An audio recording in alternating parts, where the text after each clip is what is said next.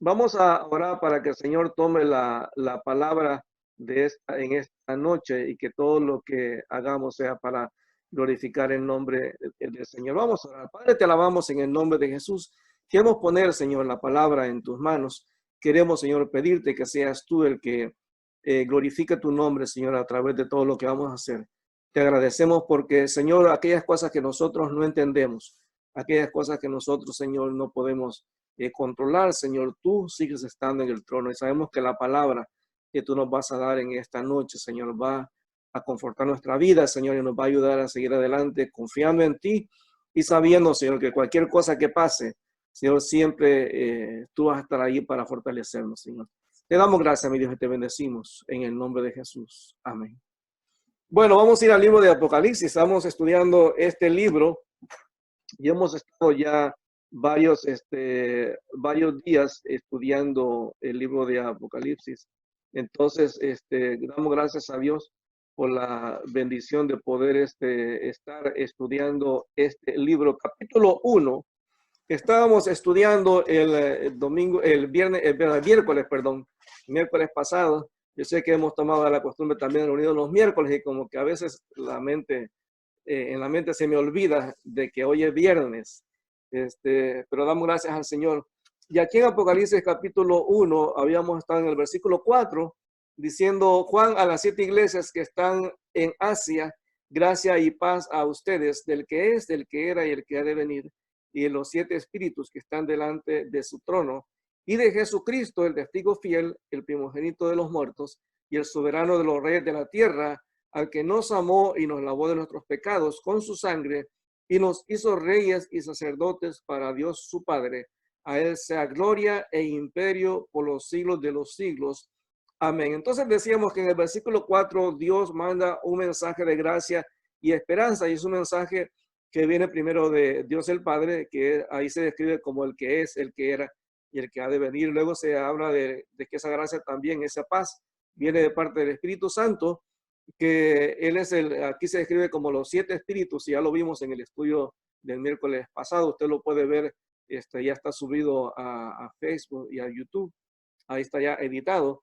Pero veíamos el versículo 5, que dice: y de Jesucristo, el testigo fiel, el primogénito de los muertos y el soberano de los reyes de la tierra. Y decíamos el miércoles pasado que estas son 3 cosas que describen a Jesús. Él es el testigo fiel porque todo lo que él dice es verdad, siempre se cumple. Él es también el primogénito entre los muertos, y decíamos que la resurrección de Jesús es lo que nos garantiza nuestra esperanza. Pablo decía en 1 Corintios 15 que si nosotros esperásemos solamente en Cristo, y Pablo hace referencia al Cristo que simplemente murió en la cruz del Calvario, pero no creyéramos en que Jesús se levantó de los muertos, nuestra fe no estaría diferente a la de los demás, pero tenemos una fe en un Cristo que está vivo. Y luego decíamos que la Biblia describe a Jesús como el soberano de los reyes de la tierra, es decir, el que está en control, a quien ha dado al Señor toda autoridad, es a Jesucristo. Mateo 28, 18 lo dice. Jesucristo declaró antes de irse de este mundo, él dijo: he aquí toda potestad me dada en el cielo y en la tierra. Es decir, que el Señor es el soberano de todo. Y luego en el versículo, siempre el versículo 5 a mitad, se nos empieza a escribir 3 cosas también, 3 cosas que el Señor Jesús ha hecho para beneficio nuestro. Y la primera cosa que el Señor Jesús menciona ahí en el versículo 5 a mitad dice: al que nos amó y nos lavó de nuestros pecados con su sangre y nos hizo reyes y sacerdotes para Dios su Padre. A él sea gloria e imperio por los siglos de los siglos.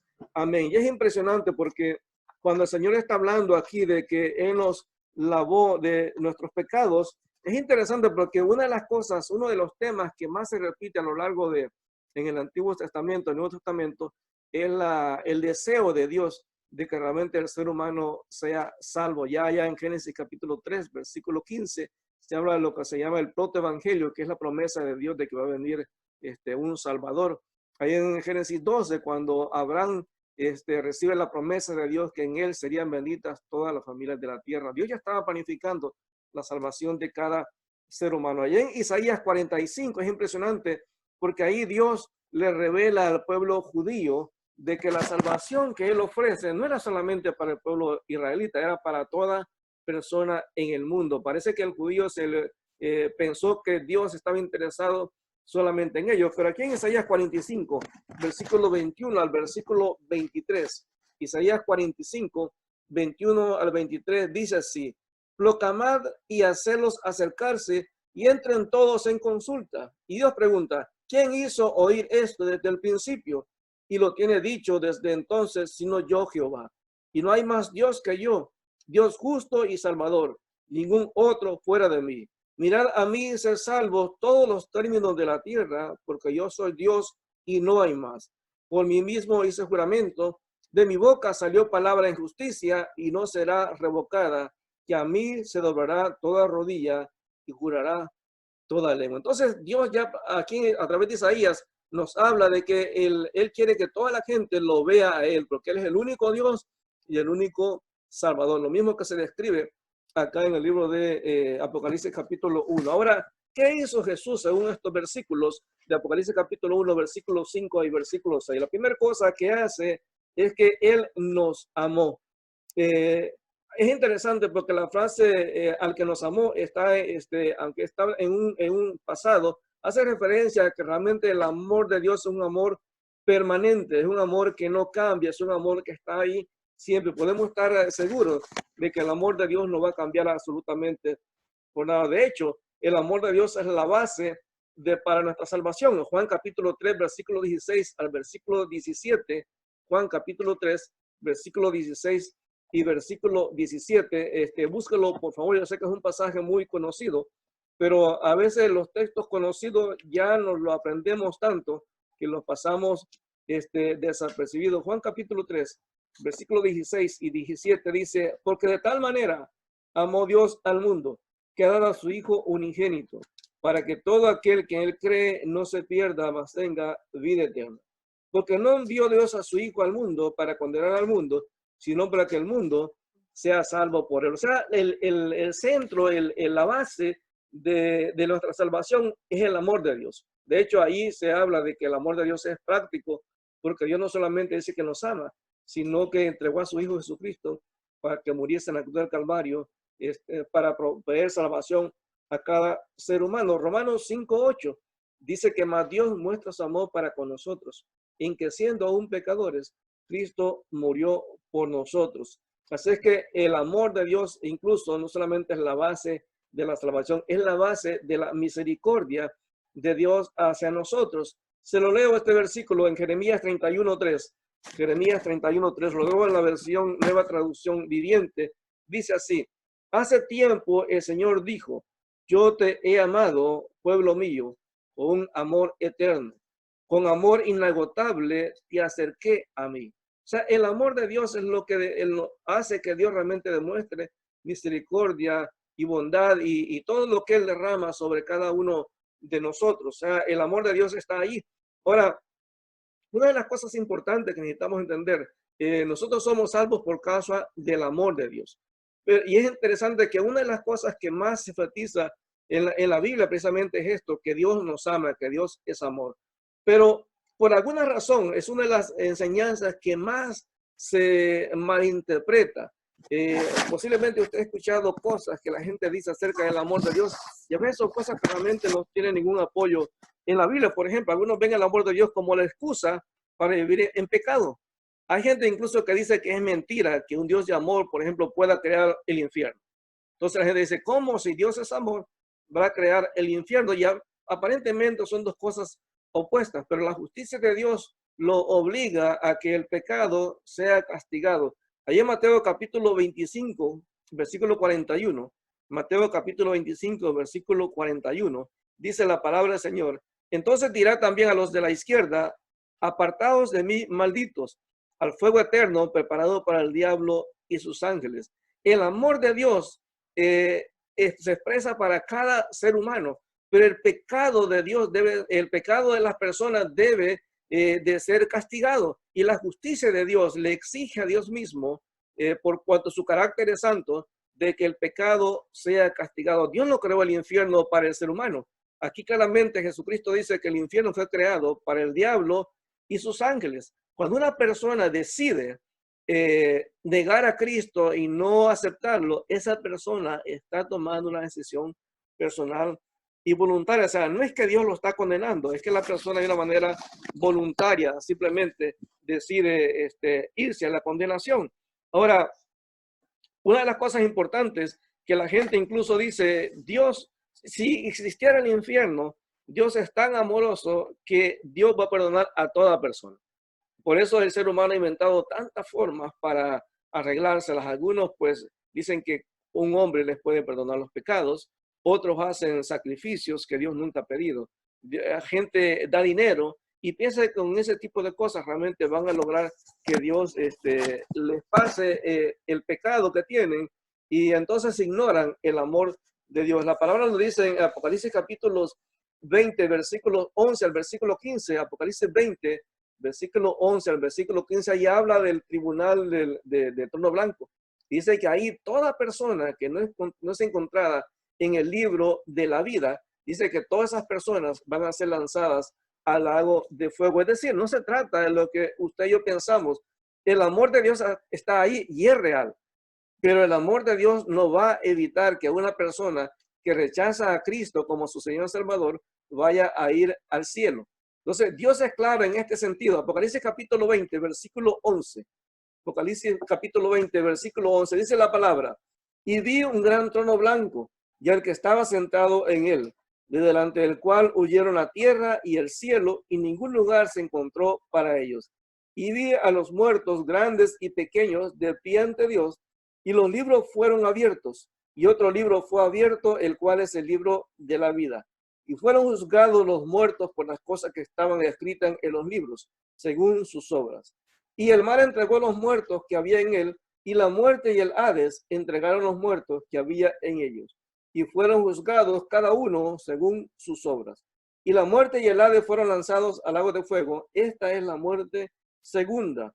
Y el que no se halló inscrito en el libro de la vida fue lanzado al lago de fuego. Entonces muchos dicen, bueno, ¿cómo si Dios es amor? Va a crear un infierno y va a mandar a las criaturas que él ha creado al infierno. Bueno, la Biblia es clara, cada persona tiene la libertad de aceptar o rechazar a Jesús. De hecho, la gente hace mucho énfasis en Juan capítulo 3, versículo 16, y es claro que ahí menciona que Dios demostró el amor hacia cada persona y por eso entregó a su Hijo Jesucristo para que Él nos ofrezca salvación y vida eterna. Pero a la gente le gusta el versículo 16 y el versículo 17.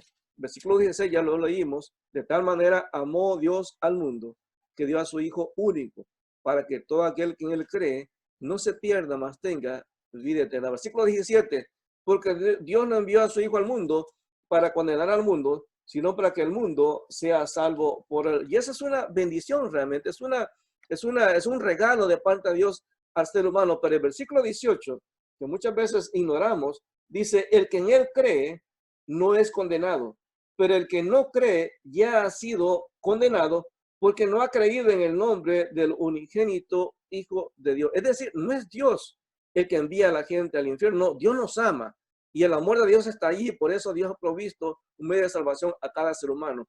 Pero cada persona es responsable de creer o no creer el mensaje del Evangelio. En el versículo 36, siempre de Juan capítulo 3, dice: el que cree en el Hijo tiene vida eterna. Pero el que rehúsa creer en el Hijo no verá la vida, sino que la ira de Dios está sobre él. Es decir, el amor de Dios está ahí. Dios lo ofrece. Ese amor lleva a que Dios ofrezca salvación y vida eterna a cada ser humano. Pero cada persona es responsable y tiene la libertad absoluta de decirle que sí o no al amor de Dios. Pero el amor de Dios es así, es condicional. Es decir, yo no puedo decirle: bueno, Señor, yo acepto tu amor, pero déjame vivir y hacer las cosas como yo quiero, o déjame creer lo que yo quiero creer. No, no, no. La Biblia dice que Dios nos dio a Jesucristo para que muriese en la cruz del Calvario, pero cada persona debe aceptar exactamente el Evangelio como Dios lo presenta en su palabra. Entonces es importante entender que Dios nos ama a cada persona, sin importar el pasado del ser humano, sin importar incluso el presente del ser humano. Dios le ofrece la salvación y la vida eterna a cada ser humano. Y precisamente eso es lo que Juan enfatiza aquí en este pasaje de Apocalipsis capítulo 1, versículo 5, que él dice: al que nos amó. Y ese amor de Dios es permanente. Ahora, es interesante que cuando hablamos del amor de Dios, a veces incluso nosotros como creyentes tenemos a veces mala comprensión de a qué se refiere la palabra cuando habla del amor de Dios. Algunos pensamos que el amor de Dios nos da la libertad de hacer lo que querramos. Ya tenemos a Cristo como nuestro Señor Salvador y no importa cómo vivamos.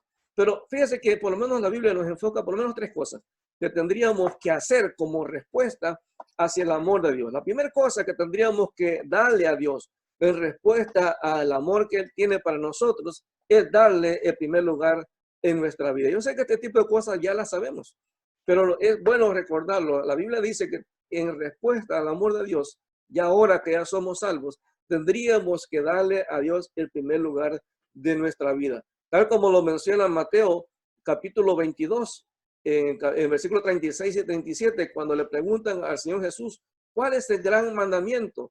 Y Jesús dice, amarás al Señor tu Dios con todo tu corazón, con toda tu mente y con toda tu fuerza. Es decir, si yo entiendo que Dios me ha amado de una manera impresionante, que Dios me ha amado a pesar de que yo no me lo merezco, no he hecho absolutamente nada por ganarme el amor de Dios. Ahora que yo sé que Él me ama, la respuesta que yo tendría que darle a ese amor es darle el primer lugar a Dios en mi vida. Ahí está, Mateo capítulo 22, versículo 37, versículo 36, perdón, y 37. Ahí está, es claro. Ahora, la segunda cosa que la Biblia espera que hagamos en respuesta al amor de Dios es obedecerle. Juan capítulo 14, versículo 15. Vaya por favor conmigo. Juan capítulo 14, versículo 15. Juan 14, versículo 15. Este es un pasaje sencillo, pero que tiene una profundidad muy fuerte, una profundidad que en una frase tan sencilla, Dios exige algo tan fuerte. Dice, si me amáis, guardad mis mandamientos. Es decir, una manera en la que yo le demuestro a Dios que lo amo es cuando obedezco los mandamientos de Él. La Biblia dice que los mandamientos de Dios no son gravosos. Dios no quiere amargarnos la vida, Dios quiere que la disfrutemos. Pero Dios como Padre sabe lo que nos conviene y lo que no nos conviene. Nosotros que somos padres sabemos que muchas veces nuestros hijos van a tratar de tomar decisiones que nosotros que ya hemos pasado por ahí, sabemos que los resultados van a ser equivocados. Y tratamos de aconsejarlos. Pero cada hijo tiene la libertad de decidir si nos hace caso o no nos hace caso, si nos obedece o no nos obedece. En este caso, Dios espera que la obediencia hacia Él sea una muestra realmente del amor que tenemos para Él. En Juan 15, versículo 14, Juan 15, versículo 14, Jesucristo dice, vosotros sois mis amigos si hacen lo que yo les mando. Sencillo. O sea, para el Señor una manera de demostrarle que lo amamos y que valoramos el amor que nos ha dado es a través de obedecer su palabra. Ese es simplemente lo que el Señor espera. En Lucas capítulo 6, versículo 46, Jesucristo dijo, ¿por qué me llaman Señor, Señor, si no hacen lo que yo les digo? Entonces es bien sencillo. Para Dios yo le demuestro que Él es, que yo valoro realmente el amor que le ha demostrado a mi vida, cuando en realidad yo le doy el primer lugar en mi vida, cuando lo obedezco. Y la tercera cosa que podríamos hacer para demostrarle agradecimiento a Dios por su amor es el servicio. Cuando servimos cuando nos servimos unos a otros. Fíjese que Juan 3:16 dice que de tal manera amó Dios al mundo que dio a su Hijo unigénito. Pero en Primera de Juan, capítulo 3, versículo 16, Primera de Juan, capítulo 3, versículo 16, toma como una continuación de este pasaje, Primera de Juan, capítulo 3, versículo 16. Primera de Juan, capítulo 3, en el versículo 16, dice, en esto hemos conocido el amor, en que Él, hablando de Jesucristo, puso su vida por nosotros. También nosotros debemos poner nuestra vida por los hermanos. Y alguno preguntará, bueno, pero ¿cómo yo puedo poner la vida por mis hermanos? Dice en el versículo 17, pero el que tiene bienes de este mundo y ve a su hermano tener necesidad y cierra contra él su corazón, ¿cómo mora el amor de Dios en él? Hijitos míos, no amemos de palabra ni de lengua, sino de hecho y en verdad. Entonces, una de las formas en las que yo le demuestro a Dios que realmente valoro el amor que Él ha demostrado es a mí, es cuando yo me dispongo a servir a otras personas. De hecho, 1 Corintios 13, todo el pasaje dice que si yo hablo lenguas humanas o angélicas, o soy mi cuerpo, o si doy lo que sea, pero si no tengo amor, de nada me sirve. Entonces, el amor es básico en mi relación con Dios. A través de su amor, Dios demostró que somos valiosos para Él y demostró ese amor a través de entregar a Jesucristo para que muriese en la cruz del Calvario.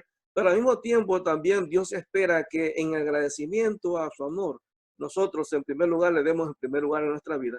En segundo lugar, decidamos obedecerlo. Y en tercer lugar, sirvamos a nosotros por amor a Dios. No importa si la persona en nuestro concepto se lo merezca o no se lo merezca. Dios quiere que sirvamos, que de nada sirva que yo le diga a alguien, bueno, voy a orar por ti, cuando yo tengo realmente la manera de ayudar a esa persona a solucionar el problema que tiene en ese momento. Ahora, en segundo lugar, el apóstol Juan, nos dice en 1 Corintios, en Apocalipsis capítulo 1, en el versículo 5, dice: al que nos amó y nos lavó de nuestros pecados con su sangre. Es interesante, pero cuando a veces uno pregunta por qué Juan hace separación en hablar de Jesús que nos amó y luego habla de Jesús como el que nos lavó de nuestros pecados. La Biblia enseña que sin derramamiento de sangre no puede haber perdón de pecados. O sea, era necesaria la muerte de Jesucristo, motivado por el amor que Él tiene hacia nosotros, que Él fuera a la cruz y derramara su sangre para nosotros. Allí en Hebreos capítulo 10, Hebreos capítulo 10,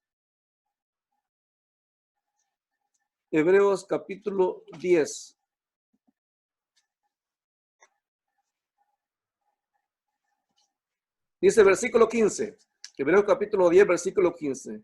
Y nos atestigua lo mismo el Espíritu Santo, porque después de haber dicho, este es el pacto que haré con ellos, después de aquellos días, dice el Señor, pondré mis leyes en sus corazones y en sus mentes las escribiré. Y añade, y nunca más me acordaré de sus pecados y transgresiones, pues donde hay remisión, o sea, pago de estos, no hay más ofrenda por el pecado. Ya a través del sacrificio de Cristo en la cruz del Calvario, ya todos nuestros pecados fueron perdonados. Ahora, la Biblia es clara que para que haya perdón de pecados ya se exigió un sacrificio. El sacrificio lo hizo Jesús. Ya Jesús pagó nuestros pecados en la cruz del Calvario. Pero el perdón de pecados también exige por lo menos tres cosas. Número uno, exige arrepentimiento. Porque muchas veces cuando venimos delante de Dios, a veces hacemos la oración pidiéndole perdón, pero muchas veces en nuestro corazón no hay arrepentimiento, como que no sentimos que lo que hemos hecho es algo grave. Aparte del arrepentimiento debe haber confesión, y la confesión tiene que ser específica. No sirve de nada decirle al Señor, Señor, perdóname todos mis pecados. El Señor quiere que seamos específicos, que si hemos robado, le digamos, Señor, perdóname porque robé. Si he mentido, Señor, perdóname porque mentí. Y si no sé, cualquier cosa que haya hecho, Dios quiere que yo sea específico. Y la tercera cosa, abandonar el pecado.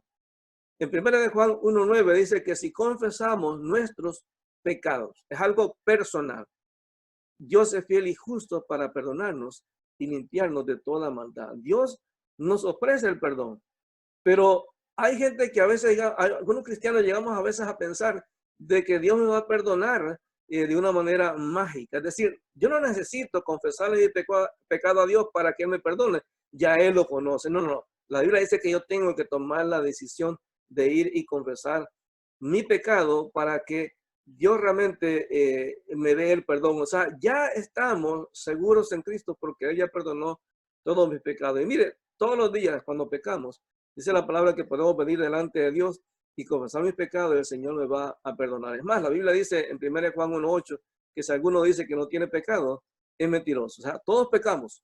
O sea, pues simplemente ya Jesús me limpió de todos mis pecados. Yo creo que eso tiene que motivar el agradecimiento en mi vida. El agradecimiento por lo que Jesús hizo. A veces se nos hace como una idea muy romántica el ver a Jesús en la cruz, pero a Jesús le dolió.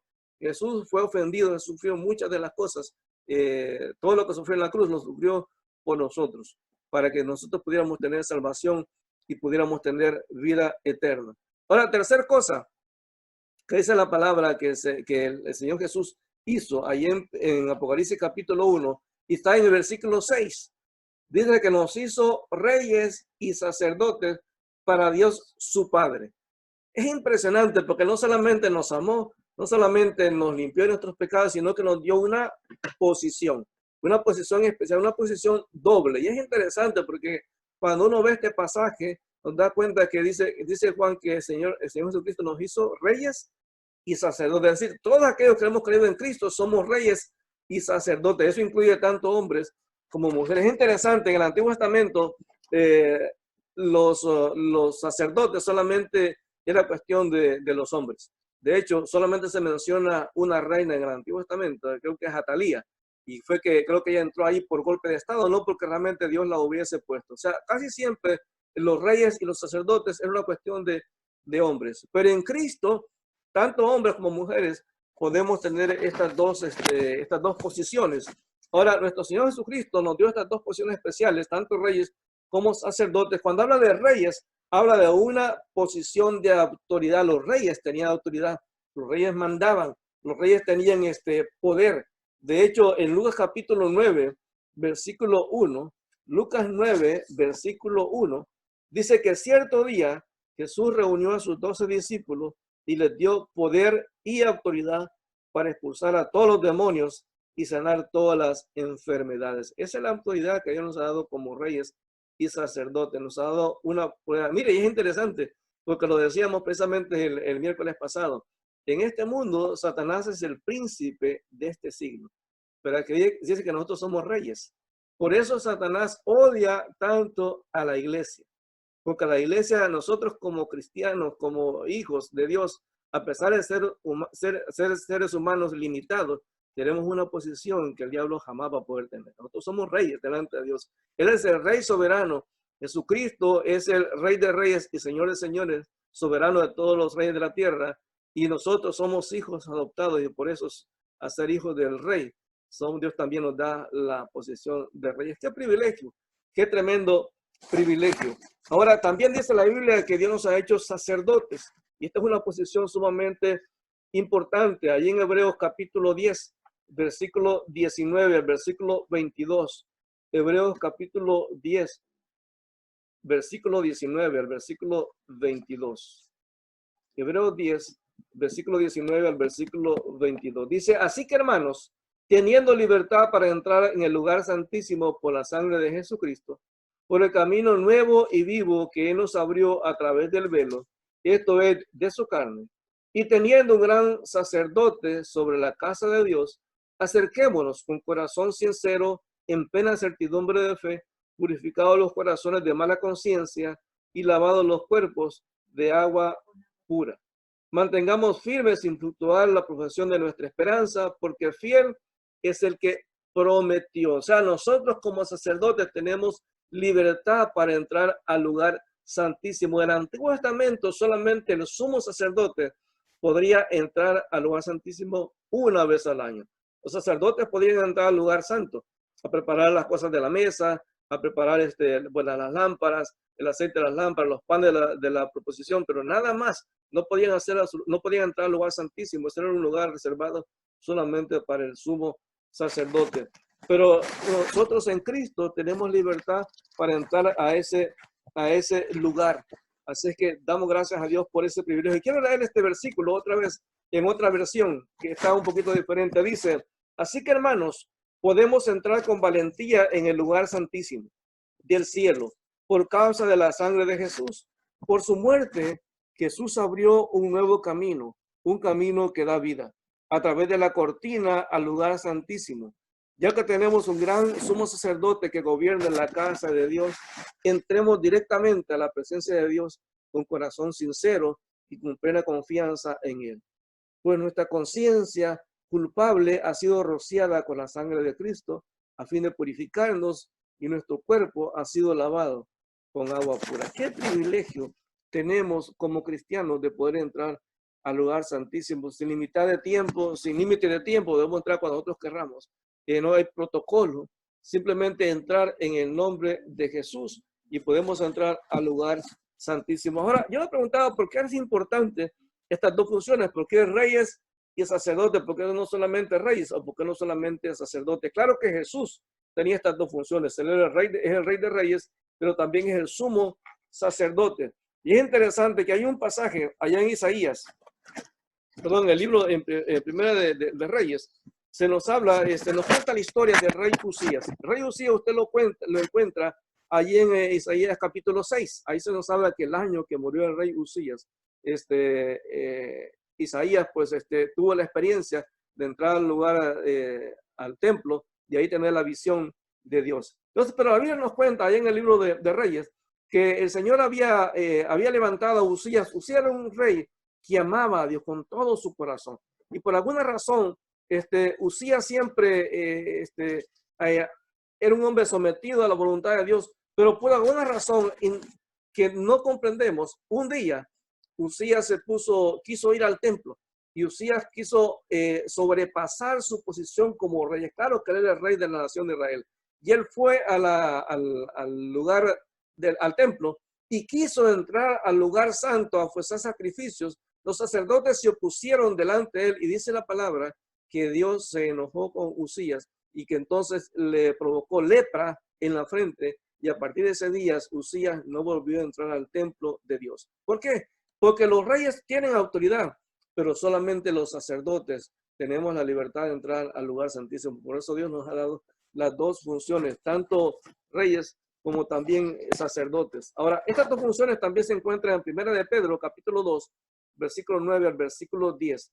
Primera de Pedro, capítulo 2, versículo 9 al versículo 10. En el versículo 9 es interesante que el apóstol Pedro, siendo él mismo un judío, dice: pero ustedes no son así, porque son un pueblo elegido, son sacerdotes del rey, una nación santa, posesión exclusiva de Dios. Por eso pueden mostrar a otros la bondad de Dios, pues Él los ha llamado a salir de la oscuridad y entrar en su luz maravillosa. Antes no tenían identidad como pueblo, ahora han recibido la misericordia de Dios. Y ese es el privilegio que tenemos. Somos reyes y sacerdotes. Esa es la posición nuestra en Cristo. Así es que a veces cuando vemos las circunstancias que hay a nuestro alrededor, se nos puede olvidar realmente quién somos en Cristo.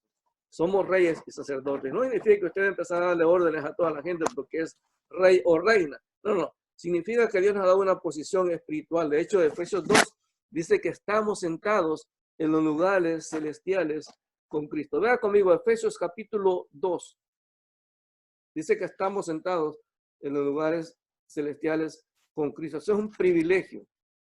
Efesios capítulo 2. Efesios 2. Desde el versículo 1. Del versículo 1. Efesios 2, versículo 1. Dice: y Él os dio vida a vosotros cuando estabais muertos en vuestros delitos y pecados, en los cuales anduvisteis en otro tiempo, siguiendo la corriente de este mundo, conforme al príncipe de la potestad del aire, el espíritu que ahora opera en los hijos de desobediencia. Está hablando de nuestra vida anterior, entre los cuales también todos nosotros vivimos en otro tiempo, en los deseos de nuestra carne, haciendo la voluntad de la carne y de los pensamientos, y éramos por naturaleza hijos de ira, lo mismo que los demás.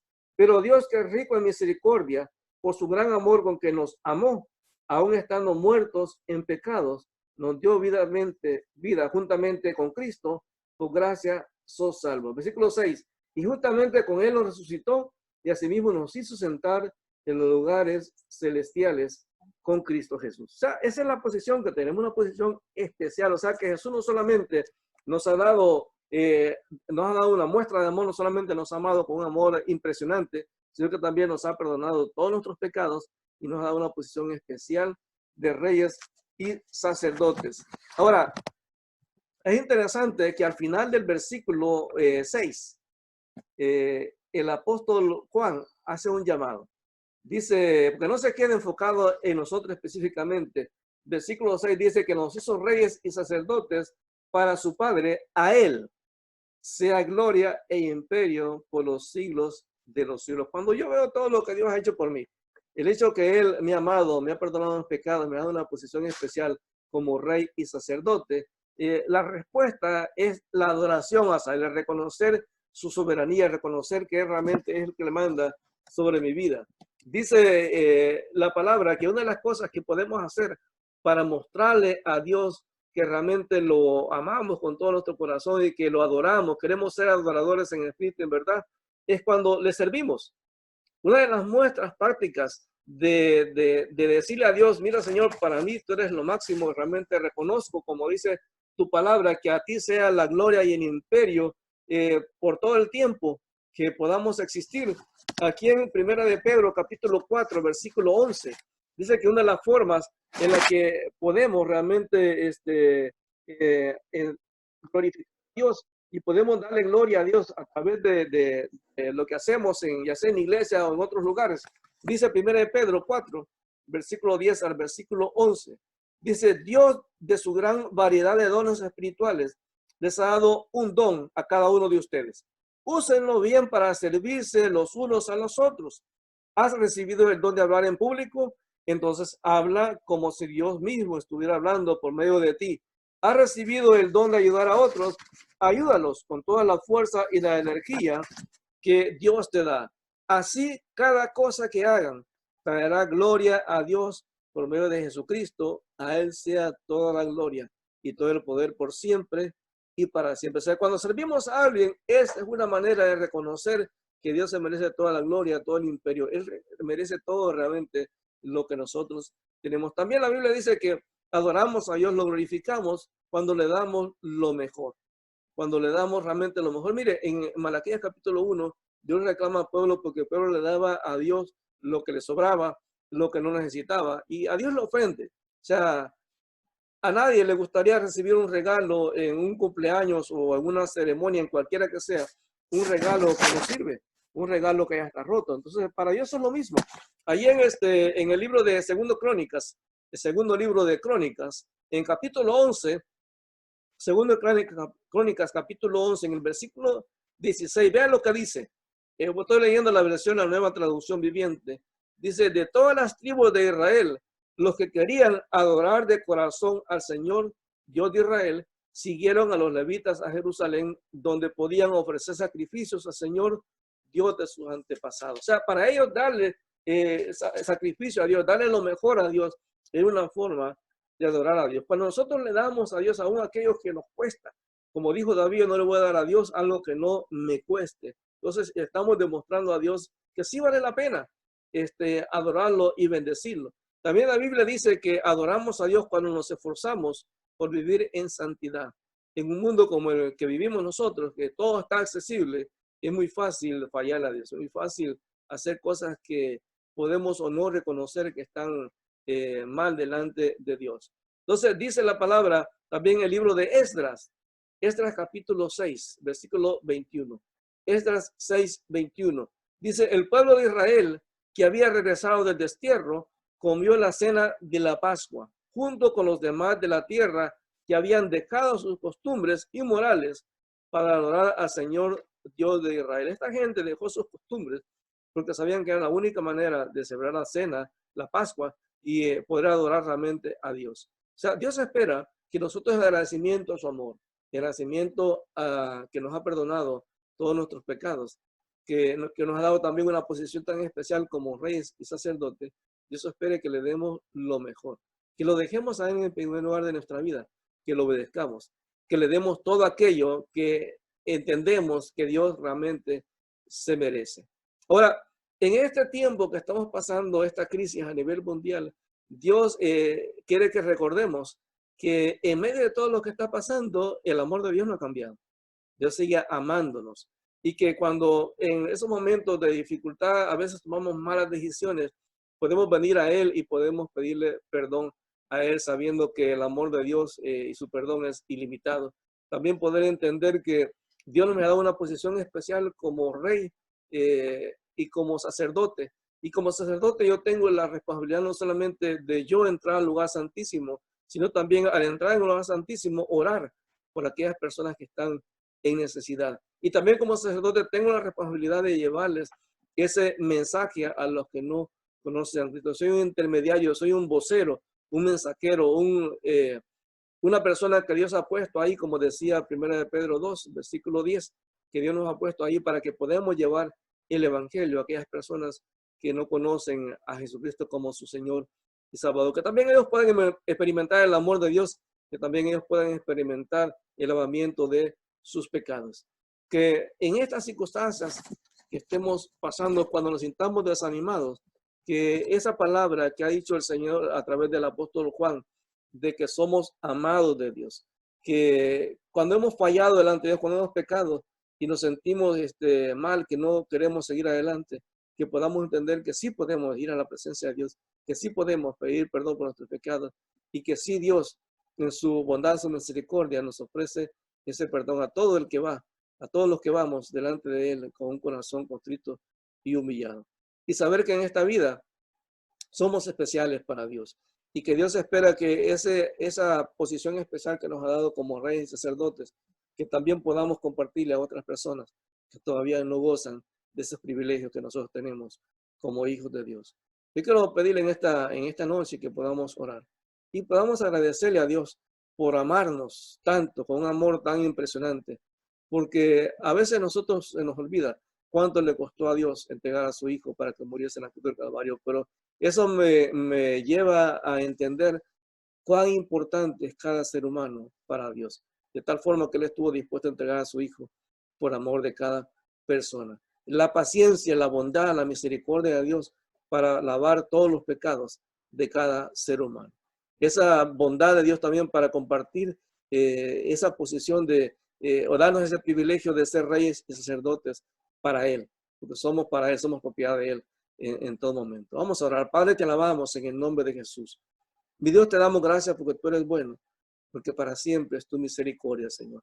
En esta noche queremos agradecerte, Señor, porque nos impresiona de una manera, Señor, tan grande el amor, Señor, eterno, ilimitado que tienes para nosotros. Señor, gracias porque cada ser humano es objeto de ese amor. Gracias porque cada ser humano, Señor, sin importar su pasado, Señor, dónde ha estado, cada persona es amada por ti, Señor. Y por eso tú le ofreces la salvación y la vida eterna a cada ser humano, Señor. Gracias por lavar nuestros pecados, por limpiarnos, Señor, por presentarnos justos, santos delante de ti.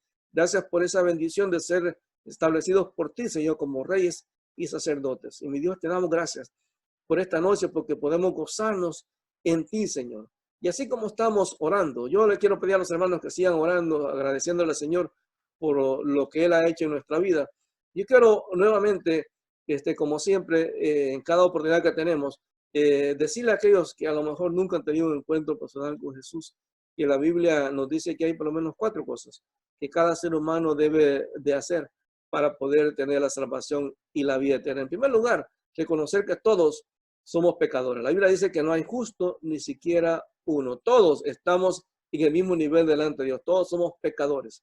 No hay diferencia, dice la Biblia. Todos hemos pecado delante de Dios, tal como lo dice la palabra. También la Biblia nos dice que la segunda cosa que tenemos que reconocer es que la salvación es por fe. Es por la fe en Jesucristo. No se trata de hacer buenas obras, no se trata de ser una buena persona, no se trata de dar dinero a los pobres. Todo ese tipo de cosas son buenas. Ir a la iglesia tampoco. Todas esas cosas son buenas. Pero nada de eso me da la salvación y la vida eterna. Solamente Jesucristo, solamente la fe en Él. La fe que cree que Jesucristo murió en la cruz del Calvario por mis pecados y que el precio fue pagado de una manera total, completa. La tercera cosa que la Biblia nos dice que tenemos que reconocer es que la salvación es gratis. La Biblia dice en Juan 3:16 que de tal manera amó Dios al mundo, que dio a su Hijo único para que todo aquel que en Él cree no se pierda, más tenga vida eterna. Es decir, cada ser humano en este mundo es amado y la salvación Dios se lo ofrece de una manera gratuita. La cuarta cosa que Dios nos dice que tenemos que hacer es tomar una decisión personal.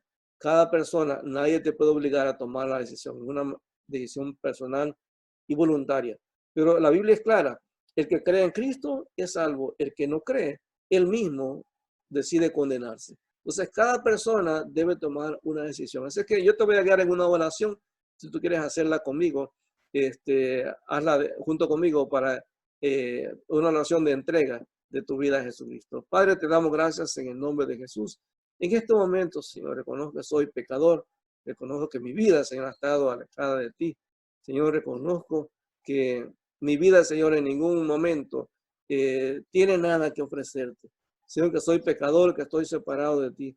Y en esta hora también reconozco, Señor, que la salvación es por la fe solamente en Jesucristo. Que, Señor, ninguna iglesia, ninguna buena obra, ni importa cuán buena persona yo sea, nada de eso me puede dar salvación y vida eterna.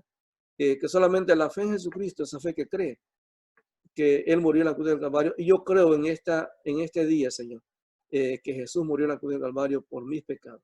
Yo decido voluntariamente aceptar la salvación que tú me ofreces en este día, Señor. Yo decido reconocer a Jesús como dueño, como amo, como Señor de mi vida y también como mi Salvador, como aquel que pagó por mis pecados en la cruz del Calvario. Yo te ofrezco mi vida, Señor, en el nombre de Jesús.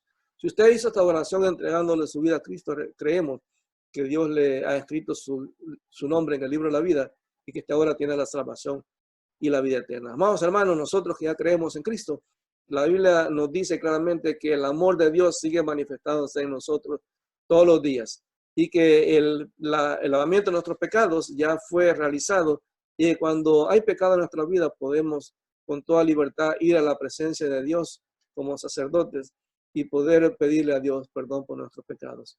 Dios es bueno y todos los días su misericordia se derrama en nuestra vida. Así es que les animo y bendigo sus vidas y les animo a seguir adelante y esperando en la misericordia y en la gracia de Dios. Así es que Dios les bendiga, mis hermanos.